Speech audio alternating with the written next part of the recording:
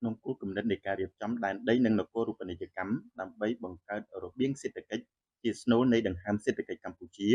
ក្រសួងរៀបចំដែនដីនគរូបនីយកម្មនិងសំណង់បានផ្ដួចផ្ដើមគិតគូរលើទីតាំងសក្តានុពលសម្រាប់រៀបចំផែបម្រើឲ្យទេសចរនិងភស្តុភារកម្មតាមបណ្ដោយដងទន្លេមេគង្គនិងទន្លេសាបឲ្យសមស្របទៅនឹងផែនការប្រើប្រាស់ដីដោយបានសាកល្បងកំណត់នៅទីតាំងមានសក្តានុពលដែលអាចរៀបចំជាផែសម្រាប់ភស្តុភារកម្មផែសំចប់សហគមន៍និងរៀបចំលំហសាធារណៈរួមមាន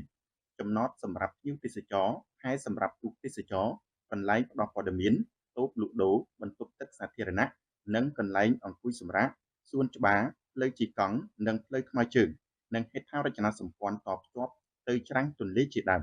នេះបើយោងទៅតាមកិច្ចប្រជុំដែលរៀបចំឡើងនៅទីស្តីការក្រសួងរៀបចំដែនដីនគរូបនីយកម្មនិងសំណង់ដោយមានការចូលរួមពីតំណាងក្រសួងទេសចរក្រសួងសាធារណការនិងដឹកជញ្ជូន